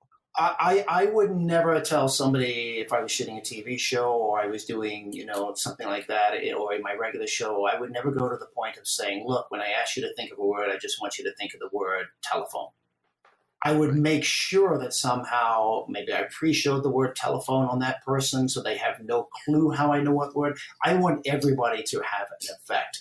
Having said that, though, I have no problem using, say, a plant. Let's say I was doing a headline prediction or something like that, right? And I need a switch made at a specific moment. I would have no problem having one of the people that are taking a look at the information or picking something out of a bag make a switch for me in that particular moment. Jonah, what's your opinion on this? My view on this is I always said, like when someone said to me, is Chris Angel fake? People would say that. And I always laugh so hard when people say that because I break it down for them and I say, what do you mean by fake? And exactly. When people say like, is that not real magic? I'm like, are you trying to tell me that there's real magic and then there's the stuff that he's pretending to do? And they say no. And I say, okay, just if I say to you, pick any card and they're all the 7 of spades, but you don't know that, and you take a 7 of spades, I'm cheating. The same way that's how that trick works. Right. And the same way that if he says he's going to whatever the case may be and everything is not real, he's also cheating. One cheating is not worse cheating than the other cheating. So that's how I feel when a layman asks me if Chris Angel is a fake magician. Yeah, if you ask the layperson why they say that, they will say because they heard it. I think magic is like probably the worst art form of hurting itself from within. When later on, we started editing some things specifically because magicians would go online and on YouTube, they would take a clip, they would circle, they would put an arrow at a shadow and they would say, that's what this is the XYZ. And it's only a term that a magician would know. So we know it was magicians who were actually doing it. And they because they were jealous. But what they don't realize is they're really hurting the art form, because once you start getting people to think, hey, Chris Angel's, using this, then they start thinking all the other magicians are using it as well. And you're giving away those methods. And I just think that's a horrible thing to do. Totally see that. And I definitely know that most of the exposures must be magicians, because otherwise how would they know? And if they're using the language, like, it's them. But I just thought that I would bring those things against each other. And Sure. I'm also really interested in some of the thoughts here about purist and not purist. Like, why is a pre-show okay for you, but a straight up stooge is not? Pre-show is okay for me because the person that you're pre-showing is still getting an effect. They still have absolutely no idea how you knew the information they're thinking of. They're still getting a trick. To me, and this is just me personally, I'm not telling other people what to do again, but for me personally, I want everybody to walk away with an experience, because I know that if I paid to go to a show, I want to be fooled. Like I would want to be fooled. Let's put it that way. That's what I'm getting paid for. What if the person who goes on stage is a paid actor and says they thought of the thing? Like, they're part of your show, so they don't need to. I personally wouldn't use that. Right. Yeah, but there's nothing wrong with somebody else doing that if that's what they choose to do. Yes. That's just in his show. There's nobody. You don't see any ethical problems with it. Only presentationally, you want everyone who comes to have a good time. Do you see any ethical problems with it? I don't like the idea of using a stooge for something completely. I think I agree with you. I think there's a difference between pre-show and a stooge completely. I like the challenge of thinking outside a box, of how can I make this person think that this might be, like they're amazed by what I'm doing. Right? How can I do that, and yet maybe even have if I'm using that, the effect I have on the audience is only slightly better than the effect that person is getting themselves. And we can go back to, like let's say I'm on a TV show consulting, right? And I need somebody to wear a gimmicked watch. And this is one of those things that most magicians go, oh, that person must have been a stooge. That person must have been a plant. My thing becomes, how do I get that person to wear that watch willingly, wantingly, and believing that it could have been their watch, right? How do I do that? So I might wait for somebody that's signing up to be on the show, and they come every single day, maybe for 3, 4, 5 days trying to get on the show. I notice they're not wearing a watch, and I know I need to do this effect with a gimmicked watch. So I say, hey, you want to be on the show? Fantastic. Come with me. And I know they've been here every day, so they really, truly want to be on the show. It's in their head. As they're walking along, I say, yeah, we're going to do this thing with a watch, and we're going to need to use your watch. Oh, well, I don't have a watch. Oh, damn it. I'm sorry, I can't use you for this. Well, what were you going to do? And I describe what I'm going to do. Well, I'll go buy a watch. I go, no. That person, that magician, they'll be really upset if I have you do that. No, please let me buy it. You know what? Tell you what, I probably shouldn't do this. Well, what were you going to say? Well, I was going to say I might be able to go borrow a watch from somebody in production, but the performer's really going to want you to use your watch. Well, I'll pretend it's my watch. Now they're convincing me to get a watch for them, to put it on them and use. And in their mind, it could have just as easily been their watch. So when they're asked, if it's their watch, they say yes. I'm not asking them to lie. I'm not telling them to lie. I'm not telling them that this is a gimmick watch and just wear this watch. They're basically at this point begging me to wear that watch. That's how a gimmick watch gets on a spectator's hand, and how they act and think that it could have been done with their watch and believe that it's their watch. Right. I think outside the box when it comes to those kind of things. How can I get that person to have an experience that they would still have had it have been their own watch, and believe that it would have been the same experience? Jonah, awesome. I'm curious. You'd said that you wouldn't be in favor of a plant. I'm curious on, do you think that should be a rule across the board for magicians, or do you just say that about you particularly? I've definitely learned from nearly 150 episodes of this podcast that there's no such thing as a rule for magicians, and it would be crazy for me to say that or to infer that. So I definitely don't think so. For me, I think that, like, it's just for me. I don't want to do it. And it also, like, if I went to a mentalism show and I was like, wow, like, I literally have no idea how he did everything, and I was hanging out with the magician afterwards, and he said everyone I picked, they were all just actors. That's the problem, right? I would be like, fuck, really? Fuck, right? And it's like, I don't know. We're both cheaters, right? Like, I don't know how to put into words why I think that like sucks, but it's like, really? Like, I don't think it sucks. What I do think is that is the problem, because the moment that it gets exposed by one of those people that they were a stooge in your show, or they were told XYZ, and it wasn't some sort of method that you can't understand, but that basically that person was told to say that thing or think that thing and pretend in such a way. The moment somebody finds that out, they start assuming that every single thing that you perform is accomplished that way. So personally, for me, that's why I have a problem with it. Other than that, I wouldn't have a problem with it, because our job is to entertain, is to fool people with what we do. So just like if you were to say, oh, that used video editing, they could just assume on a TV show that everything is using video editing, and suddenly it devalues everything else. Depending on the type of video editing, yes. Yeah, it's astounding how often after one of Banachek's shows, someone will be like, "Man, I just assumed everybody in the audience was in on set it, up or put it," and he has nobody set up. And we have a great story about something that happened with the phone book test. Oh, that's yeah. I'll let you tell that. Well, okay, but before I jump into that, like it's shocking to me how often they think everybody's an actor until he uses like 2/3 of the audience, and like I'm just like think through the economics of that. Like you have to pay 2/3 of the audience to support a third of them buying tickets. That's insane. And different people every night. Oh, it's absolutely incredible. But I'm saying, like, never mind the economics. Something about that idea that 2/3 of the audience is the fake one, just to give the other third the whole experience. Like, something about that rubs me the wrong way as a magician. I don't know. So Banachek does a book test in his show that is deviously fooling. There's a lot of cancellation. There's a lot of great stuff within it. And during the show, or I'm going to jump ahead. After the show, we had a person in the audience that was meeting and greeting, and Banachek says, "Hey, Tyus, come over here. You got to see this." And he pulls up a photo on his phone, and it's a photo of the tech in the booth. So we were on a tour. At the back of the room. At the back of the room. So we were on a tour. Oftentimes when you're getting into these theaters, you have to use their techs. Now, their tech might not be doing anything. It's just a requirement of renting their theater. So that was the case with this particular theater. Is I think in this particular one, I was doing most of the tech stuff, and this guy was just sitting in the back watching the show.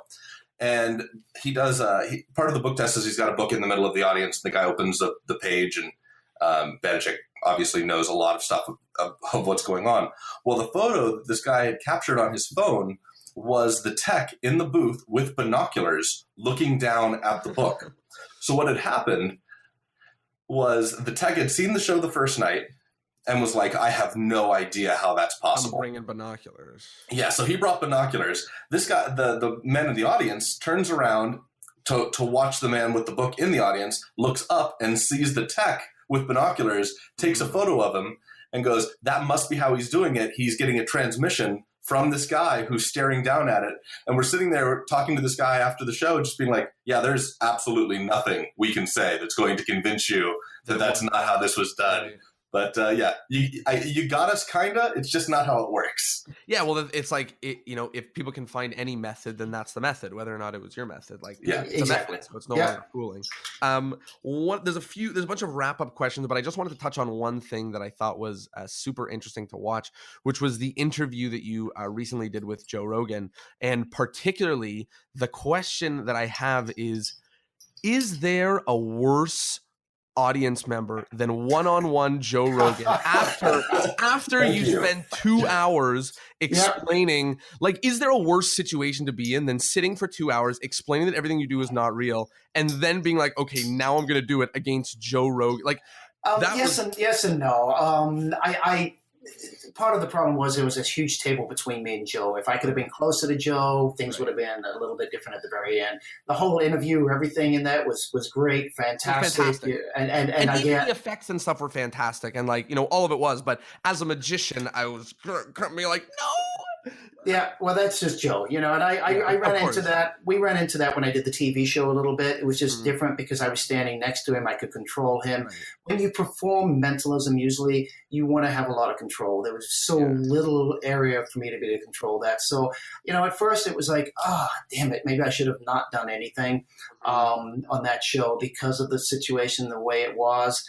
And then later on, it was like, it is what it is, and I'm fine with it. And next time I see Joe, I will do something completely different for him, blow him away. And one of the parts, the part that I really thought was so amazing was because you are so clear about what you're doing being sleight of hand and psychology and so on, that Joe making claims at knowing what's going on doesn't go against your entire ethos of, right? You're Right. not being like, oh, no, I did it with my brain, like energy. Yep. Like you're Well, literally like, Joe still had no idea how I did anything. He was just making guesses at that point. right. But I'm saying exactly like what him making guesses, you don't have to be like, no, Joe, I told you it's my superpower brain, or it's the Sure. goblins. Yeah. Like instead you're like, yeah, it was sleight of hand, and he's like, how did you get the brain? You're like, well, that's the part that I know and you don't, right? And like, yeah, and Joe is one of those guys I could never teach a trick to because he would expose it on his For show. sure, That's exactly for what he sure. would do. He even said that when I said, hey, I can get you the videotape of the metal bending. He said, well, then I'll teach everybody how to do it. He would. That's exactly what he would do. He's that kind of character. Banachek's basically Teflon, though, because, yeah, he's willing to tell you, look, this isn't real. And all that does is make the trick more powerful. That's all. Totally. Like, it's like there's, the Eminem. there's no way to Eminem turn does on it. it. Eminem, the rapper, he makes fun of himself, or he talks about himself, and then the other people, when they're rap battling, they have nothing to say about him because he already told them all the truths, so they have nothing to go after. So there was a list that came out just recently of people asking them what their top podcasts were for Joe last year, and I was included in that list, so which was very nice. Yeah, for sure. I thought that it was not only really, really interesting, but again, like I'm always so happy when there is magic or mentalism or whatever that goes into the world and leaves people better off than when they were before. And so much mentalism does not do that. So much that I don't know how to feel about it. Like I know part of what we do is supposed to be, like to fool them and convince them of false things, but obviously you've heard it from the way I talk, and people who've listened to this podcast have heard it for years now about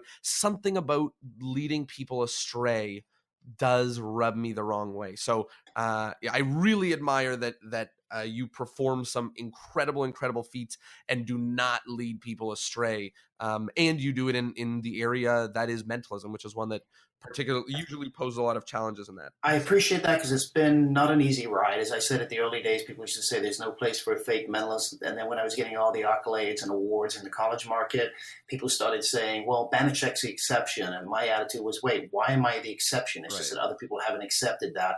And now so many more mentalists and performers, in this realm, mystery performers, they sort of accepted my point of view, and many of them have adopted that for themselves, which I find very satisfying. And I feel like I've left at least a bit of a legacy, which is very nice. Totally. And I think it gives people an opportunity to perform mentalism and feel like they're not conning people, and feel clean.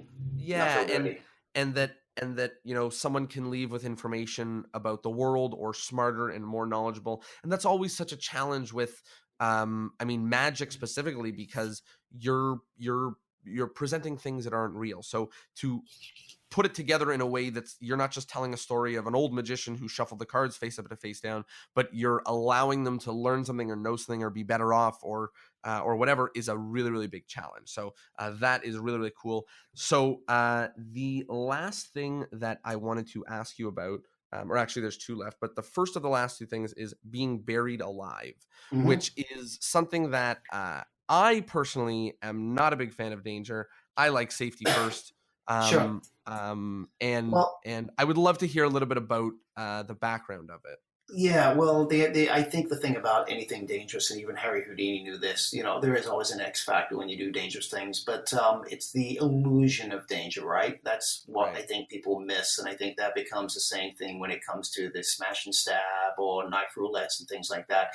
It's that illusion of danger and knowing that you have a method that's 100% foolproof. My method for the knife test is 100% foolproof. Having said that, I've had things go wrong, but I've known that they're wrong before the knife actually goes through me, and I can fix things in such a way that it looks even better in that particular moment, because I really am nervous and thinking, how can I fix this, even though I know how to fix it, but there's sort of a bit of jazz mentalism that ends up going on at that particular moment, and it seems to be stronger than ever. With a buried alive, I used to do a stunt where I was buried alive for an entire weekend at nightclubs. And I would go into this trance. I'd be locked inside of a box. The box would be placed into the ground. It would be 6 feet down, and dirt would be poured on top of it. After 2 weeks, I would come out of my trance. I would talk on a walkie-talkie. I'd go back into my trance, and then dig me up 2 days later, right? There was no escaping or anything like that. Right. There was a method for that. I basically wasn't underground that entire time, that was 100% safe. Then I got a phone call via a production, and I don't know how much I can say on here about method-wise, because I think this podcast is also open to the public, so I want to be real careful on that.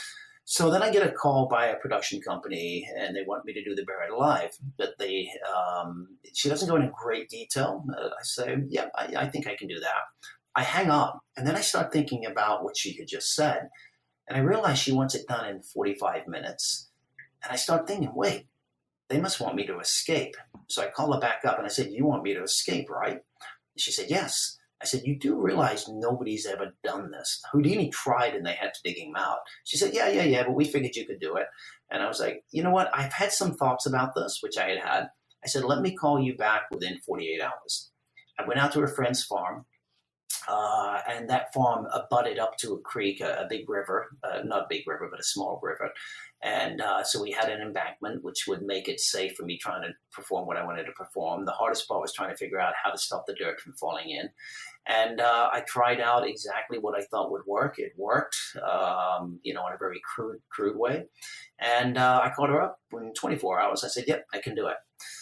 I went out to go do it in Hollywood, and when I was out there, I took a friend of mine who was a stuntman, and we'd been doing some crazy things in nightclubs, things like I'd be chained, handcuffed and placed in a sack and hang upside down above the nightclub, and he would be set on fire in a full 6 foot or even bigger body burn, and I would have to escape, come down the rope, and put him out. We did this in nightclubs back in the 80s without any fire marshal or anything. It was ridiculous. We did a lot of dumb things back then. And I had met him because I had been doing the Buried Alive at a nightclub, and he had been up on top of a billboard being set on fire. And we decided to combine things. So I felt like whenever I have a partner, it's always 50-50 on everything. I've always been that way in my past. So I brought him along with me, and he was going to build the thing to my specs. I went off, did some publicity. I came back, and then the day of the shoot, I came to take a look at everything the way it was supposed to be built, and he hadn't built anything the way I wanted it to be built. As a result, I threw a 2x4 down there. I'm not going to go into great detail other than say that I came very close to, I probably shouldn't have done it, but I was young and stupid. Now I would never do that. I would never make that mistake. But I came very close to being killed as a result of his incompetence. I then went again, I did it in Japan one other time, and they had dug the hole the night before, and it was all mud walls, and it turns out that it filled up with water from a typhoon that came in the night before, and they had to suck all the mud and the dirt out, and there ended up being a small underground stream, and once again, being young and stupid, I said I would go ahead and do it, and I did. And that was extremely dangerous as well. Since that time, there's been a few people that have perished trying to perform the Buried Alive. That weighs upon me pretty heavily at times. But they basically thought they were going to just do it for real. There is a method. There is a trick to it. I've never put out my method to anybody. It's different. It can be a one camera shot on top. You can watch the entire time to make sure I'm not going anywhere. Dirt is thrown on top of the coffin. Bulldozers come in. You see the dirt being poured on top of the coffin. You see me in the coffin as it's happening. It's a very, very dangerous effect. I don't recommend it to anybody. However, having said that, I would like to perform it one more time before I die. And I would like him not to perform it. Yeah, I would like him not to also. But that's good to know that you want to, but I don't want you to. It's very scary because it's very claustrophobic. But I get into this moment whenever I get in a situation where my life is in danger. I slow down. My whole body slows down. Everything slows down, and I think things through. I don't panic because I know that panicking can be the worst possible thing in those moments. So I never panic, and I think that's why I always survive. One of the secrets for me in those moments is I don't get myself into them, and that way I don't panic either. So I never find myself buried underground trying to stay calm. Never. You're a better man than me. A safer man than you. The last thing that I wanted to ask about is right now we are in the process of the biggest revolution ever, and it's the revolution of podcasting. And there are so many podcasts, particularly so many podcasts being launched in the areas of magic and mentalism and other things like that, which I'm so happy and excited to be able to share with the world. One of the reasons why this started nearly 3 years ago was because there wasn't enough of it, and there weren't enough people talking about the right things. And very excitedly, you have a podcast that's been out for a little while called Banachek's Brain, and I know that it's available on iTunes. You've been doing it for a few months now, 6 months. Yes, iTunes, Stitcher, other places as well. You just put in Banachek's Brain; it'll all come up for you. We don't just cover magic. Yeah, we do have some interviews with magicians, but I like to talk about anything and everything that has to do with the human mind, interests that I have. I mean, we had a lady on just recently, and she reviews porn videos. So that was a really interesting discussion, but we actually go into the whole psychology, into the laws, and the way that it affects society as well. So usually I take things in that direction. We have Bill Nye coming up. We just recently did an interview with the amazing Randy. Also one with Mike Edwards, who was the other kid that was on Project Alpha. So we do cover, and Tyus and I often just sit around and we talk about things that we find interesting. Yep. And I'll say that if anyone was listening to this so far and they were interested particularly in more about Project Alpha, the amazing Randy, Mike Edwards, all of that, there's episodes, and they're 30, 40, 50 minutes, so you can hear probably more details about these stories. And the Alpha Project, which really, really, truly is like a moment in time that it's unbelievable. It's different than saying like that a magician was on the biggest stage or the biggest. It is a moment in time for psychic, and a moment in time for science and different things like that. So really awesome to be able to dive deeper into that and the brain and much more. But just specifically like to hear a little bit more about that. I know it's such an awesome resource to go and check that out. I appreciate that. Thank you very much. And anybody can always find me. And here's the obligatory promotion, self-promotion. You can find me under Banachek. That's Banachek on any social media. Awesome. I love it. We have a bunch of wrap-up questions, so some final questions at the end that I ask all the guests. So the first is the question of the modern time. So it's now 2019. So in what is something right now in the 2019 or 2018 world of magic and mentalism that you like, and something in that world that you don't like? Oh, I can't answer that question. 2019 is just starting. 2018. Yeah, 2018. I have been here's the interesting thing, right? I do my own thing. I don't watch what other people are doing out there. I don't want to be influenced by other people. When people say to me, Banachek, how to become a better mentalist, how do I do it? I tell them, watch the evangelists. Go take a look at them, because they have the highs, the lows. They take you through crying. They take you through laughing. It's not other mentalists that I work. I don't want to be influenced by other mentalists. I don't want to be influenced by the other effects that are out there. And so often this world is so small now, and there just always seems to be something out in the ether out there that when you think of something, it turns out somebody else is working on that exact same idea that nobody else has ever thought of or worked on. So there is nothing that I really can tell you that I want to point people in that direction. That's simply because I just don't look at it. None of that's on my radar. You also don't ever pick favorites. So I don't pick favorites. That's the problem. If you were to ask him what's his favorite color, it's going to be a long conversation that's going to be really annoying. I have a whole conversation that explains about why I picked the color orange when I was a kid, even though I don't have a favorite. I have no favorites other than when it comes to steak. That's it. And our favorite podcast, which of course is yours. Yes. Yeah, and not your own, which is somehow weird, but awesome. I'll take it. Until we're on somebody else's podcast, in which case that is now our favorite podcast. Yeah. Is there something maybe in the 2018, 2019 world of normal people, not of magic, that is having an effect on your performances or publicity or anything of that nature? I see what you did. You twisted the question to make it Well, applicable.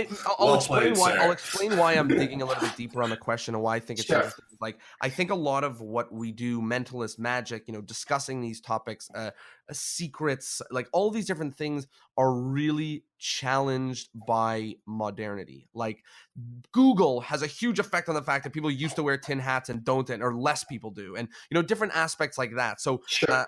I'm always interested in how like Instagram affects us or the internet or phones or whatever, because it's the job of us, the modern entertainers, to change with the times and not be stuck. So that's why I'm asking it another way. And if you don't have stuff, feel free to not. But I just thought maybe if you perform a lot, is there something that you see that in a change in audiences? I haven't seen a change in audiences, other than the fact that I think people starting to like more live performances than they did. There was sort of this whole era of people getting away from live performances. And I think now with the internet and the way things are out there, and with YouTube, Netflix, and all these things, people are starting to like to actually have that experience of going out to a movie theater or going out to see a play or going out to see a live show, because it's something unique for them again, right? And so I do see that, and that's a nice little trend, but it'll always go back and forth.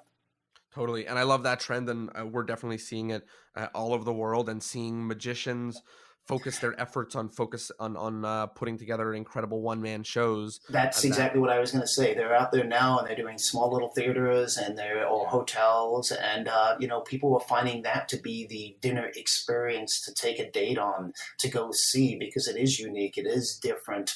It's not staying at home and watching a TV show or watching Netflix and that. So it's really nice to see people doing that, and seeing people doing a lot of original material again and original presentations. Totally. The next section is the endless chain. So in order for this podcast to go on for eternity and never ever end, each guest is asked to recommend another guest, with the only caveat being that you have to be able to put us in contact with them. You can't just recommend David Copperfield every time. So who is it that we absolutely must have on this podcast? Are you talking about magic-wise? Well, Probably it's in a the magic world show. of magic and mentalism. But get as creative as you like. We've had people recommend professors of comedy. I'm so bad at this, Ty. So I can never, it's because I don't want to leave anybody out, right? You pick one person, then you've left somebody else out, right? You know what? You know who would be an interesting person to talk to, I think, would be Andrew Gerard. Awesome. I think he's great. That's a great choice. He would be a great choice, and he's somebody that maybe a lot of you people may not know about and probably should know about. And he just came to mind, and I think he would be happy to speak with you. I mean, I could put you in touch with some of the top people out there as well, but it's going to be the same old story, in that I think Andrew would give you an interesting spin on different things, and probably even do an effect or two for you on the air if you wanted him to. Amazing. Not only will I take a note of that one, but I will also follow up with you when the mics are off and hear about all the names that you were going to secretly recommend. Took me long enough to get there, but yeah. No, he's a great choice. He's fantastic. He's a great thinker. Yeah, I've used him as a consultant on different TV shows, and he's worked with some of the top people in the business as well. And good to know you recommend the people that you use as consultants. That's good. That's good. Yeah. I'm looking forward to hearing how he dodges your next question. Well, you don't even know what it is yet. The next question is actually a little bit easier, and it's for all of us, which is one of the things that I like to do with these episodes is, we've been talking for nearly 2 hours now with a lot of information.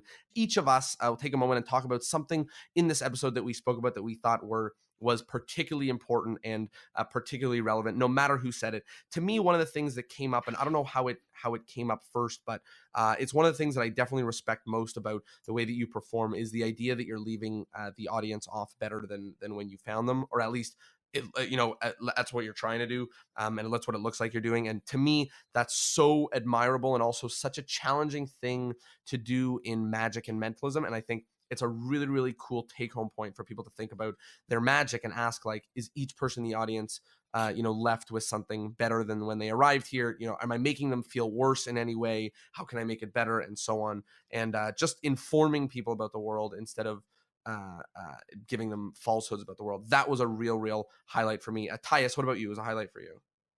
I liked talking about how magicians and our culture is often cannibalizing, and how different people don't appreciate or discredit or even divulge methods that other performers use. And I hope that message comes across to others, and they think about how they can help the art form rather than hinder it, and how much further along we would come if we didn't just try and stop and stifle each other. Yeah. Yeah, and I think that comes down to every area of magic, right? It's that thing of if you want, the masked magician said that he exposed magic to get magic to progress. My attitude is, if you want to progress magic, do better magic. You don't have to do something negative. And it's the same thing when we talked about skepticism.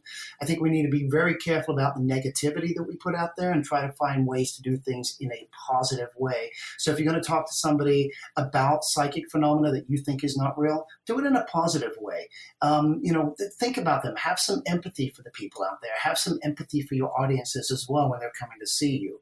Don't attack your audiences with what you believe, but sort of educate them, give them examples, teach them. And I think we talked about that quite a bit during this interview as well. How to approach people in a nice way and not in a confrontational way with your beliefs.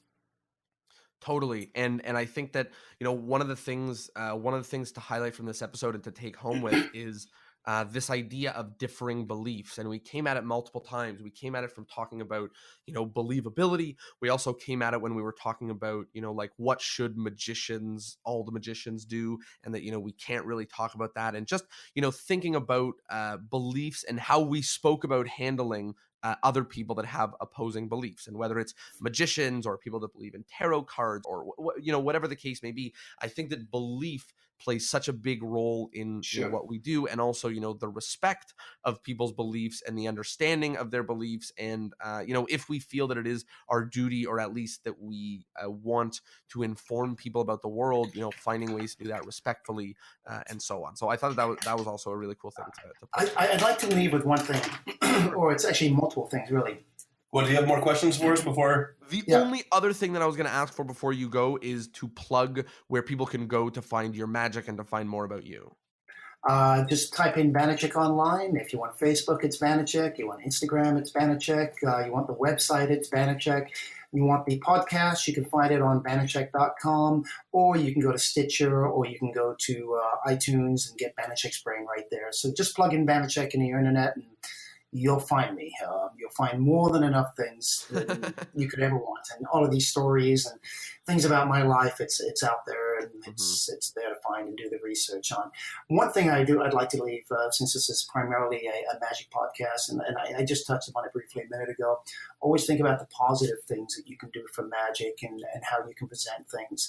People used to come up to me, when I would perform in the early days of David Blaine, I would remember that there would be magicians that would come along, and people would say to them, lay people would say, "Hey, have you heard seen that guy on TV, that David guy?" And they go, "Oh, David Blaine." They go, "Yeah, he levitates. He really, really levitates." And they go, No, he doesn't. He does this thing called the Balducci levitation." And they would teach the Balducci levitation, right? Right. And I would be like, why are they doing that? When they would ask me, I would say, I have no clue. I knew how he did it, but I would say, I have no clue how he's doing that. Absolutely none. He's brilliant. Because here's the thing, right? Let's say you're a magician, and let's say you are better than somebody that's on television. Let's say the person on television is a 50% magician and you're a 75% magician. If you knock that magician down 25%, right? What have you done to yourself when they come see you? You've knocked yourself down 25% as well. Whereas if you build that magician up another 25%, when they see you, you've knocked yourself up to that 100% position. So better magic and make people see magic in a positive light. Even if there is a really bad magic show, yeah, we may discuss it with other magicians, right? But when you're talking to lay people, find that one thing that was good in that show. Talk about that one thing to where that person goes, yeah, that was really good. And maybe they'll forget about the bad magic, the bad presentation, because we want people to see magic as an art form. We want to lift magic up. So try to lift it up in every way you can. When you're knocking another magician down, you're knocking the art down, and you're hurting yourself when you do that as well as a performer. So really build our art up. Stop trying to tear it apart. Totally. And it goes back to what I was just saying a moment ago about respect and about, Yes. you really thinking about what you're doing to like what good you're doing if someone says like, David Blaine really floated. Like, are you doing good by telling them that he didn't and exposing how he did? Like, and maybe if you think that is, I'd love to know why you think that is, or if you think it's not, why you think it's not. But just thinking about like what you're putting into the world, and not just necessarily sharing a magic secret because and they don't, and you get to show how great you are. Because you're not showing how smart you are. You're showing how smart you're not when you do that, actually. I will never do a trick at another magician's show. I will never perform anything at another magician's show. I will always direct the attention to the magician on stage, that we're there to see that magician and how great that performer is and the great things I've heard about that performer. When I'm in that environment, it's not about me. It is about them. And it's about me promoting the art through them. Of course. And it's important, especially like you said, that, the more that we go see live magic and the more that, we're interacting with each other, not just online, which also poses all of these problems, but in person, to just think about how we are representing magic as a whole, as a group. And, magicians, we often find ourselves in situations where we're not the only magician hanging out in a room, right? Or at least I find myself in those situations all the time. And, start thinking about what you should do when the magician on your left does ambitious card for a layperson. Do you sit there with your face, do you move nothing? Do you go, holy crap? What do you do? Right. And thinking about those sort of things and how you represent yourself when you're a magician in the room, but not the magician, right? Or whatever, right? Just thinking about I will often find myself in the room being the first person to applaud, to get the applause going, right? Or to get the stand ovation going, so that other people will stand as well. I always find, how can I improve this, and how can I make that person's act better in that way? Not in the way. And if I'm on stage, I'm not going to try to show up the magician. I'm just going to do exactly what he wants, and I'm not going to try to overthink things. So, Jonah, thank you.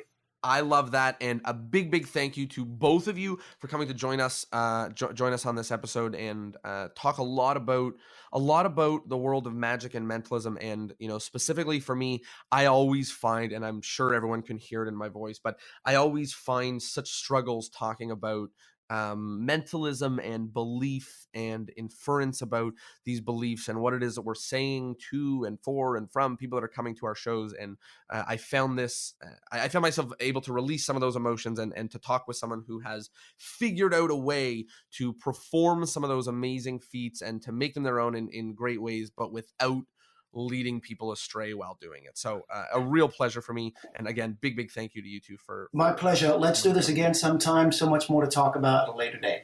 Absolutely. And once again, a big thank you to everybody who listened to the episode and joined us to talk about magic, mentalism, ethics, TV, everything. I had a blast. Hope you did too. And I will see you all next week.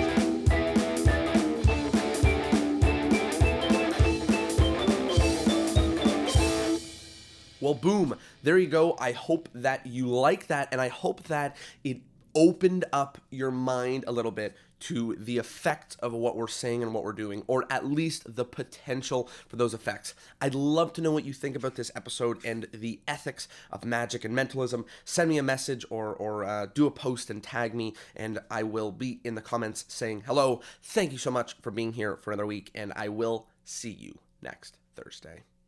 Peace.